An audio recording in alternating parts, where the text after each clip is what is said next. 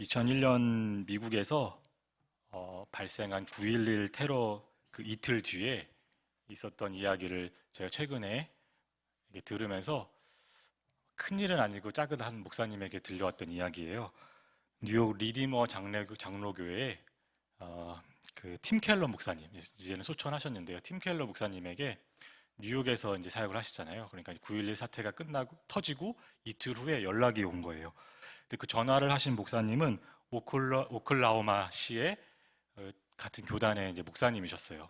개인적으로는 알지 못하고 정말 긴급하게 꼭 드리고 싶은 말씀이 있다고 이렇게 전화가 왔다고 합니다.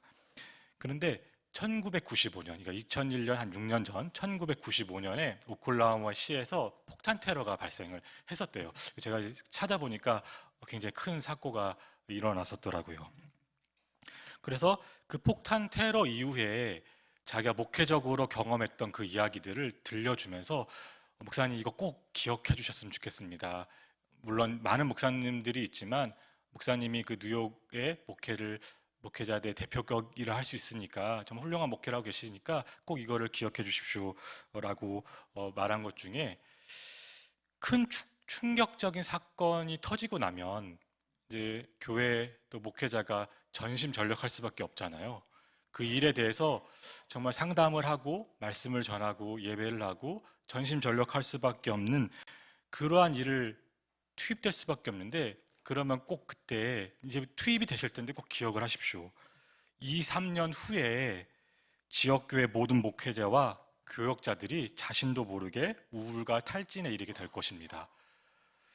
그러니까 테러가 일어난 이 시점에 뉴욕시의 목회자들이 먼저 기억해야 될 것이 무엇이냐? 특별한 주의를 기울여야 되는데 지칠 수밖에 없다는 것을 꼭 기억해 주십시오라는 그런 연락을 받았다고 합니다. 오늘 사실 파더와이즈 수료 예배인데요. 저는 파더와이즈 강의 중에 비슷한 말씀을 한번 들은 기억이 또 어렴풋이 말씀을 준비하면서 났습니다. 참 사람이 참 잘 까먹는 존재인 것 같아요. 분명히 들었는데 어렴풋이 기억이 납니다. 근데 그 이야기가 제가 정확하게 잘 들려드리는지는 모르겠는데 이런 이야기였습니다. 비행기가 추락하는 그 과정에서 제일 첫 번째 지침이 있다고 합니다. 그 지침은 뭐냐면 보호자가 자기 딸, 아들, 부인을 살려야 되는 것도 맞지만 가장 먼저 해야 될 것은 그 사람, 보호자가 자기 가족을 살리는 것보다 자기 앞에 떨어져 있는 산소 마스크를 쓰는 게 제일 첫 번째 지침이라는 것이죠. 자기가 살아남지 못하면, 자기가 살 수 없으면, 자기가 숨을 쉬지 못하면 아무도 구할 수 없기 때문에 그 떨어지는 추락하는 비행기에서 첫 번째 지침은 산소 마스크를 본인이 쓰는 거라. 그런 이야기가 굉장히 기억에 남습니다. 우리 파더와이즈 우리 한 분 한 분 또 감사하게 우리가 잘 수료를 했는데 우리가 이 시간 다시 한번 고백하는 것은 우리가 한 가정의 가장으로서 또 남편으로서 아버지로서 부족하고 연약하다는 그 점입니다. 파더와이즈를 통해 그것을 더 우리가 깊이 경험한 시간들이 아닐까 다시 한번 주님 앞에 설 수밖에 없다는 것입니다. 또 우리는 아버지로서 지칠 수밖에 없죠. 저는 유일하게 파더와이즈 수강생 중에 아버지가 아닌 사람이었거든요. 제가 그것 때문에 굉장히 마음이 좀 힘들었습니다. 아니 내가 이거 목회자로서는 설 수는 있는데 이건 너무 힘들다 마음이. 근데 제가 아버지가 아닌 게 편한가 막 그 생각도 좀 하고 아버지들이 얼마나 힘들고 지칠게 살아가는지를 다시 한번 봤던 시간들입니다. 제 간증 중에는 또 여러 가지가 있는데요. 하나님께서 귀한 또 자녀를 주셔서 좀 잘 자라고 있습니다. 네. 감사합니다. 네. 하나님께 영광을 돌려드립니다. 이게 원래 지금 내용이 없는데 하여튼 많이 기도해 주시고 정말 기도의 힘이 정말 하나님의 그 역사의 놀라운 은혜 가운데 우리 기도의 분량이 있고 그 분량을 채워가시는 모습들을 제 삶 가운데서 느끼고 있는데 저뿐만 아니라 많은 분들이 이번 파더와이즈에서 마치 산소 마스크를 붙잡는 그 절박함으로 참여하지 않았을까 생각을 해봅니다. 물론 표현들은 겸손하게 억지로 하셨다 등등 이렇게 표현하셨지만 절박함이 다 있으셨던 것 같아요. 내가 이번 기회에 좀 하나님을 좀 더 가깝게 만나고 싶다 하는 그런 마음으로 시작했다는 것이죠. 그런데 다시 한번 여러분 우리가 다시 한번 고백하고 여러분들에게 말씀드리고 싶은 것은 우리 모든 성도님들에게 말씀드리고 싶은 것은 우리 신앙생활은 연약함을 깨닫는 것으로부터 시작한다는 것입니다. 그것이 너무나 중요한 것 같습니다. 우리는 우리의 연약함을 깨달으면서 하나님의 성품이 얼마나 크고 놀랍고 감사한 것인지를 점점 깨닫습니다. 신앙의 놀라운 신비 중에 하나가 그 부분입니다. 내가 연약한 것을 깨달을 때 정말 신앙생활이 제대로 시작할 수 있다는 것이죠. 내가 신앙생활을 잘하고 있다고 여기는 순간, 그 순간이 제일 위험한 순간이라는 것입니다. 요즘 저는 금요일 기도의 시간 하나님의 성품에 대해서 말씀을 나누고 있는데, 출애굽기에서 하나님께서 본인의 성품을 직접 말씀하시거든요. 저는 그 말씀이 요새 너무나 새롭게 다가오고 은혜가 되고 있습니다. 출애굽기 34장 6절에서 7절 말씀을 보면 이렇게 기록되어 있습니다. 하나님께서 직접 자신의 성품을 말씀해 주신 거예요. 내가 어떠한 존재인지, 내가 어떠한 성품을 갖고 있는지. 여호와께서 그의 앞으로, 그는 모세입니다. 모세 앞으로 지나시며 선포하시되, 여호와라, 여호와라, 자비롭고 은혜롭고 노하기를 더디하고 인자와 진실이 많은 하나님이라. 인자를 천대까지 베풀며 악과 과실과 죄를 용서하리라. 그러나 벌을 면제하지는 아니하고 아버지의 악행을 자손 3, 4대까지 보응하리라. 여러분, 남자분들이 오늘 많아서 사실 오늘 저는 군대를 만나 약간 느낌이 들었던 게, 찬양팀도 다 남자고 간증도 다 남자고, 네, 앉아 계신 분도 다 남성이신데, 남자들이 꾸는 악몽 중에 하나가 군대 다시 끌려가는 꿈이거든요. 근데 저는 비슷한 경험 언제 했냐면, 제가 군 전역 후 얼마 안 돼서 신학대학원에 입학을 했습니다. 그러니까 신학대학원에 입학을 했더니 경건학기를 들어오라고 그래요. 그래서 뭔지 모르고 들어갔어요. 그랬더니 군대가 군대였어요. 신대원은 군대입니다. 아침 새벽 기도 시작해서 6시까지 이제 일과가 이제 학과가 진행되는데, 군대에는 기상나팔이 있다면 신학대학원 기숙사에는 새벽을 깨우는 찬양이 있습니다. 지금도 그런지 모르겠어요. 제 때는 그 새힘 얻으리라는 찬양이었습니다. 새힘 얻으리 주를 바랄 때. 근데 그때는 정말 듣기 싫었거든요. 이게 찬양인데 별로 마음에 감동이 안 되고, 꼭 많은 찬양 중에 저렇게 새힘을 억지로 강요하는. 근데 그 원제가 everlasting 가시거든요. 그러니까 영원하신 하나님. 그러니까 그게 다른 데 나온 게 아니라 이사야서 말씀에 독수리 날개쳐 올라간다는, 하나님 지치지 않으신다는. 그래서 그 가사 중에 당신은 영원하신 주, 내 영원하신 주, 지치지 않으시는 주님. 아까 제가 하나님 성품 말씀드렸잖아요. 이게 사실은 이 맥락이 너무나 묘한 맥락이에요. 정말 이렇게 엄청난 맥락입니다. 왜냐하면 하나님께서 자신의 성품을 드러내신 그 장면이 어떤 장면이면, 금송아지가 일어났던 그 장면 뒤에 있었어요. 만약에 하나님이 사람의 성품과 비슷했다면 그냥 끝내셨을 것 같아요. 이스라엘 백성을 그 자리에서, 내가 지금 십계명의 돌판을 주고 모세가 내려가는 그 시점에 그 밑에 아론과 이스라엘 백성은 금송아지를 세워서 하나님 대신 우상을 숭배하고 있는 장면이 펼쳐지고 있었거든요. 근데 거기서 하나님은 참으셨어요. 지치지 않으시고 참으시고, 지치지 않으시고 사랑을 베풀어 주셨다는 것입니다. 그러니 영원하신 하나님께서는요, 자비와 은혜와 노하기를 더디하심과 인자와 진실하심에 결코 지치지 않으신다는 것입니다. 하나님께서는요, 공의와 사랑을 함께 행하시기 결코 지치지 않으십니다.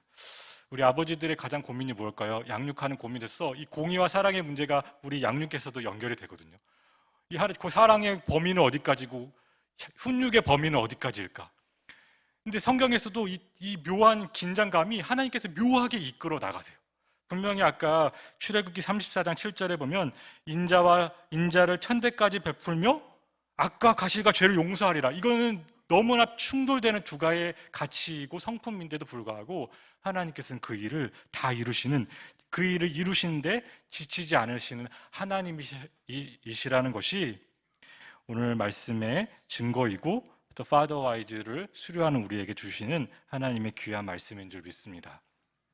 근데 요한복음에는요, 그 영원하신 하나님의 성품이 예수님을 통해 이제 제대로 드러나게 됩니다. 하나님의 성품이 그냥 막연하고 추상적으로 드러났다면, 그 영원하신 하나님의 성품이 예수님을 통해 제대로 드러난다는 것이죠. 성부, 성자, 성령 삼위일체 하나님의 신비를 우리는 온전히 깨닫지 못합니다. 삼위일체 신비는 끝까지 우리가 풀어낼 수 없는 신비인 것이죠.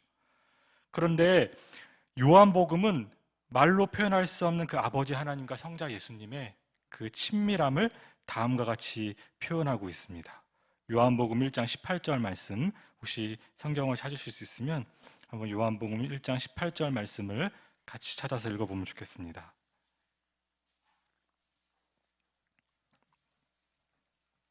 네, 함께 읽겠습니다. 본래 하나님을 본 사람이 없으되 아버지 품속에 있는 독생하신 하나님이 나타내셨느니라. 본래 하나님을 본 사람이 없으되, 심지어 모세조차도 하나님의 성품의 이야기, 하나님께서 말씀하시는 성품을 들었지만 모세조차 하나님의 뒷자락을 볼까 말까 할 정도로 하나님께서 모세를 살려두시기 위해 하나님을 본 사람은 아무도 없지만 아버지 품속에 있는 독생하신 하나님, 예수님을 독생하신 하나님으로 표현하고 있는 요한의 말씀을 우리가 보게 됩니다. 그러니까 우리가 말로 다 표현할 수는 없지만 지금 요한은 아버지 하나님과 성자 예수님의 친밀함을 아버지 품속에 있는 독생하신 하나님이 나타나셨다, 그 표현으로 표현하고 있는 것이죠. 그리고 오늘 본문이 속한 요한복음 14장 9절에도 보면, 10절에도 보면 놀라운 표현들이 계속해서 이어지고 있습니다. 한번 우리 14장 9절에서 10절 말씀도 찾아서 같이 한번 읽어보면 좋겠습니다.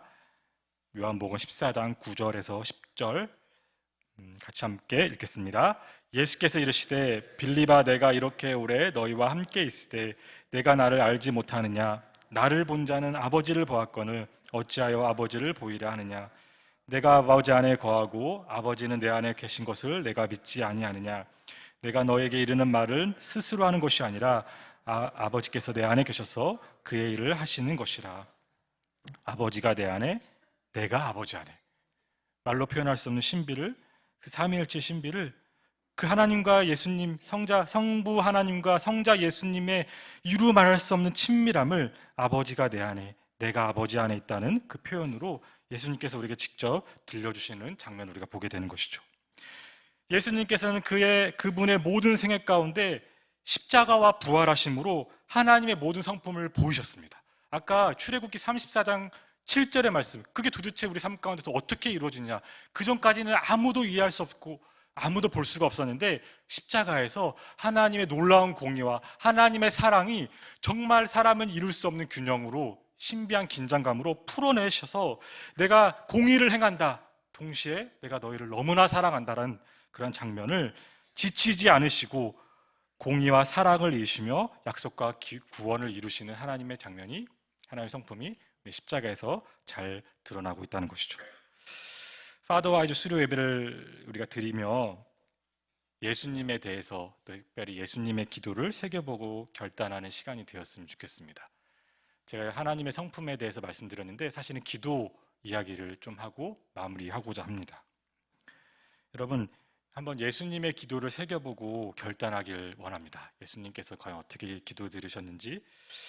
예수님께서 이 땅의 생애 가운데 기도로 시작했고 기도로 마치셨습니다. 그게 굉장히 놀라운 장면 중에 하나이거든요. 예수님께서도 기도하셨다는 것. 여러분 한번 생각해 보십시오. 성자 예수님께서는요, 기도하셨을 필요가 있었을까요? 하나님과 동등되셨다면서요. 하나님과 동등되신 분이라고, 하나님 본질 그 자체라 말씀하셨잖아요. 그러면 성자 예수님이 기도하실 필요가 사실은 없어요. 하나님 마음을 다 아시잖아요. 근데 성자 예수님께서는 아버지 하나님과 동등하시면서도요, 성경 곳곳에서 요한복음뿐만 아니라 사복음서 내내 때마다 일마다 아버지 하나님을 전적으로 의지하며 기도하셨습니다. 기도로 순복하셨고, 기도로 아뢰셨고, 기도로 고민을 말씀하셨고, 기도로 간구하셨습니다. 아버지 하나님의 모든 성품을 아시는 예수님께서 하나님의 성품에 자신의 모든 것을 맡기며 기도하셨습니다. 그 기도가 하나 남아있죠. 그게 바로 주기도문입니다. 주기도문. 근데 주기도문을 다 다룰 수 없지만 주기도문의 제일 첫 번째 시작, 그리고 우리 기도의 끝 두 가지를 한번 생각해보고 우리 한번 결단하는 시간을 가졌으면 좋겠습니다. 마태복음 6장 9절, 주님의 기도, 소위 말하는 주기도문으로 표현하는 기도, 예수님의 기도는 이렇게 시작합니다. 그러므로 너희는 이렇게 기도하라.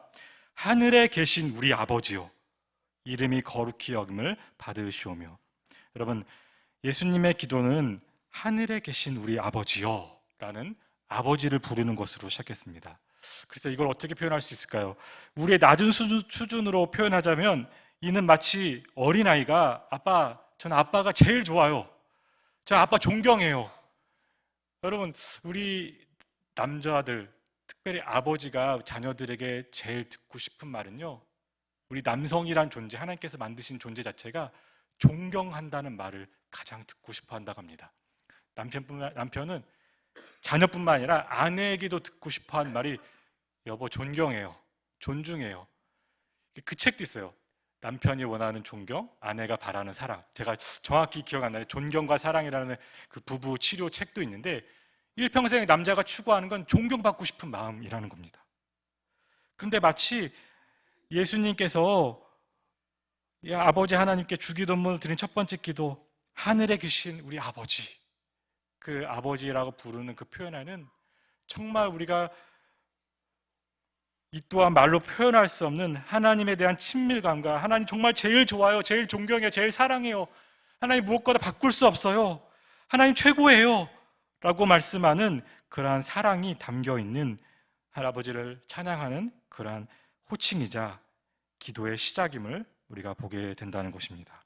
그래서 사랑하는 성도 여러분, 특별히 우리 아버지 여러분, 어떤 이유에서든지 여러분 가운데 하나님을 아직 아버지 하나님이라고 부르시는 것에 있어서 거리낌이 있다면 이 밤에 다시 한번 우리가 기억하는 것은 기도 가운데 하나님을 아버지로 부르는 그 자녀의 권세, 하나님을 아버지로 부르는 자녀의 권세, 예수님을 통해 우리에게 주신 최고의 특권이 하나님을 아버지로 부를 수 있는 것임을 다시 한번 기억하시면서 하나님을 아버지로 부를 수 있는 결단이 우리 성도 여러분과 파더와이즈 팀 한 분 한 분에 있으시기를 주님의 이름으로 축복합니다.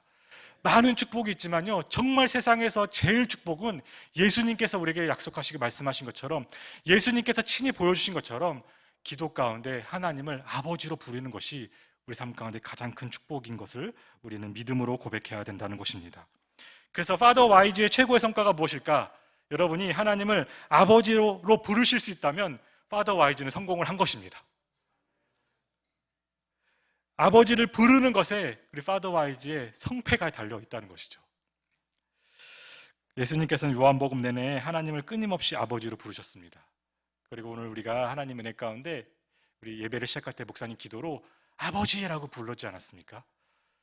이게 사실은 누군가에게 굉장히 쉽지 않은 일이에요. 아버지에 대한 상처, 아버지에 대한 어떤 아픔들이 있을 수 있고 그 아버지를 부른다는 것이 전혀 보통과는 다른 맥락에서 거부감이 들 수 있지만 예수님이 하나님을 아버지로 부르신 그 너무나 있을 수 없는, 생각할 수 없는 그 친밀함을 우리가 다시 한번 파더와의 수료 예배 가운데 우리 삶 가운데 기억하기를 주님의 이름으로 축복합니다. 또한 오늘 본문에서 예수님께서는 아버지 하나님께 예수님의 이름으로 무엇이든지 구하라 말씀하십니다. 여러분 기도 잘하는 거 중요하지만요, 두 가지를 꼭 놓치지 마시고 기억하셨으면 좋겠어요. 기도는 아버지 하나님께 예수님의 이름으로 기도한다는 거, 그거 두 개면 충분하거든요. 예수님께서 약속하신 거 그 두 개, 말씀하신 게 두 개입니다. 요한복음 14장 13절에서 14절 말씀, 예수님께서 우리에게 약속하십니다. 너희가 내 이름으로 무엇을 구하든지 내가 행하리니 이는 아버지로 하여금 아들로 말미암아 영광을 받으시게 하려 함이라. 14절 말씀 같이 한번 읽겠습니다. 내 이름으로 무엇이든지 내게 구하면 내가 행하리라. 우리의 기도는 다시 말씀드리지만 아버지 하나님을 부름으로 시작해서 예수님의 이름으로 마칩니다.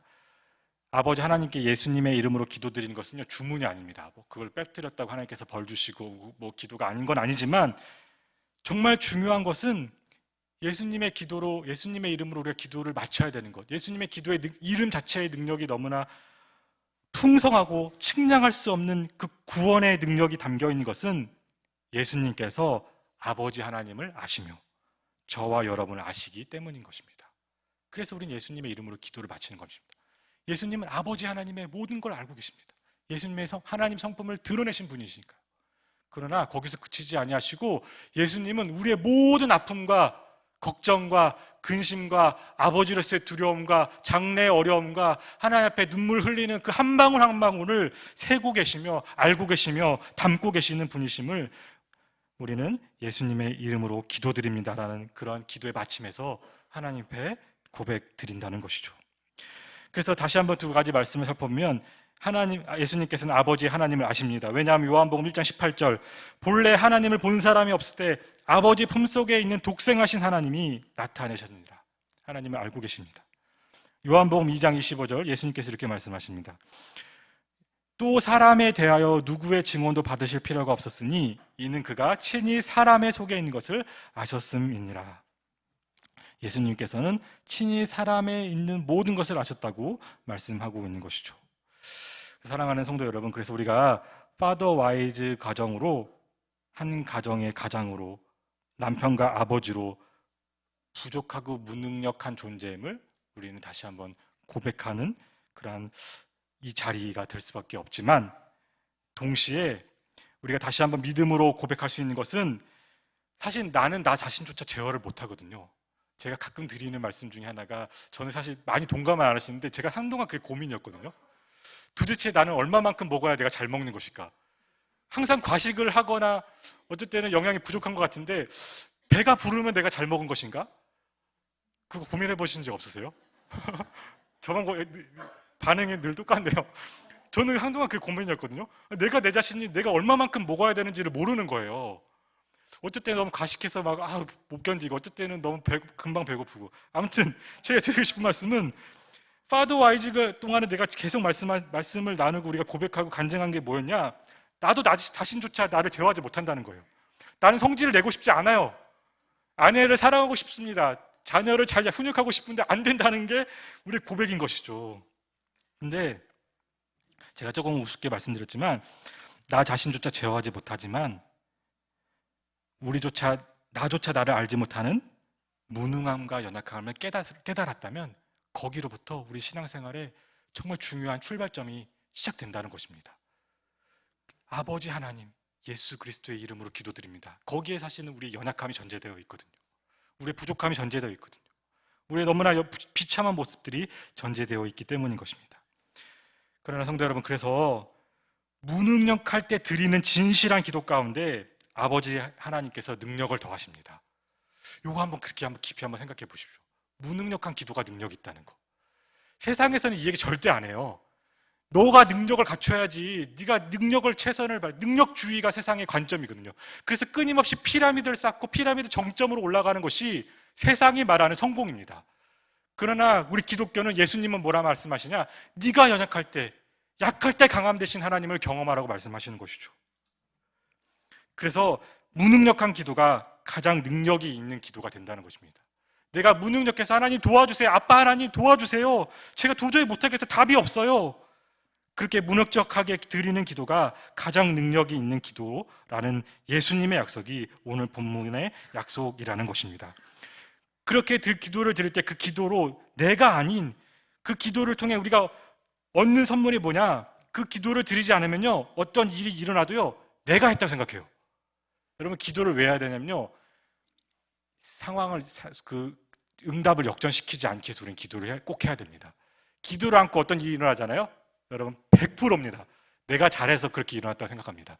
근데 여러분, 하나님 앞에 정말 무능력할 때 기도를 하고 정말 하나님께서 주신 능력으로 그 일을 행하게 돼서 하나님께로부터 받는 은혜와 응답을 받게 되면요, 이거 나의 노력이 아니구나, 정말 하나님이 선물로 주셨구나를 깨달으면서 신앙의 정말 귀중한 간증을 얻게 된다는 것이죠. 여러분, 다시 한번 말씀드리고 싶은 것은, 연약함을 인정하는 것에서는 문제가 발생하지 않습니다. 여러분, 지금도 너무나 부끄러운 일들이 기독교 가운데 일어나고 있고 교회 가운데, 심지어 목회자 가운데 일어나고 있는데요, 연약함을 인정하는 것으로 문제가 발생하지 않는다는 것입니다. 연약하지 않아, 난 내가 할 수 있어, 내가 다 다스릴 수 있어, 내가 능력을 발휘할 수 있어, 심지어 성령 하나님마저도 내가 좌지우지할 수 있어 라는 그 연약함을 무시한 교만이 들어갈 때 언제나 기독교에서는 문제가 발생하고 이단이 발생하고 사이비가 발생했다는 것이죠. 사랑하는 성도 여러분, 무엇보다 하나님께서 예수님의 이름으로 드리는 그 하나님의 자녀의 기도를 들으심을 다시 한번 믿고 나아가는 이 밤 되기를 간절히 소망합니다. 그리고 오늘 본문 말씀 보면요, 하나님께 예수님의 이름으로 드리는 기도를 통해, 하나님의 그 자녀의 기도를 통해 하나님께서 영광 받으신다고 오늘 본문 말씀에 기록되어 있습니다. 13절에 너희가 내 이름으로 무엇을 구하든지 내가 행하리니 이는 아버지로 하여금 아들로 말미암아 영광을 받으시게 하려 함이라. 그래서 우리가 파더 와이즈 교재의 매일 과제는 이제 곧 끝나지만, 우리 아버지 하나님께 예수님의 이름으로 드리는 기도는 우리 평생의 과제이며 특권임을 기억하시는 우리 파더 와이즈 한 분 한 분이 되시기 주님의 이름으로 축복합니다. 우리가 카톡에서 계속 매일 과제를 나누고 있거든요. 이제 그건 이제 끝나요, 이번 주면. 근데 그 과제는 끝나도 매일의 과제, 훈련, 숙제, 선물이 있는데 그건 이제 여러분이 각자의 삶의 자리에서 또 공동체 가운데 아버지 하나님께 예수님의 이름으로 기도드리는 것이 우리 신앙생활 예수님 만날 때까지 우리의 과제이고 숙제라는 것입니다. 아버지 하나님께 예수님의 이름으로 드리는 기도는 우리의 평생의 과제이며 특권입니다. 그러니까 제가 기도에 대한 이렇게 여러 가지 또 글들을 읽으면서 그 루터가 기도를 위한 지침을 준 책 중에 나온 한 대목을 읽고 말씀을 마치고자 합니다. 루터가 이렇게 기록을 했습니다. 기도를 아침에 눈 뜨자마자 해야 할 중요한 일이자 저녁에 잠들기 전에 어김없이 해야 할 마지막 일로 삼는 게 좋다. 아유, 조금만 있다가 앞으로 1시간 동안만 이런저런 일들을 처리하고 나서 기도하자라는 그럴싸한 거짓말에 속아 넘어가지 않도록 조심하라.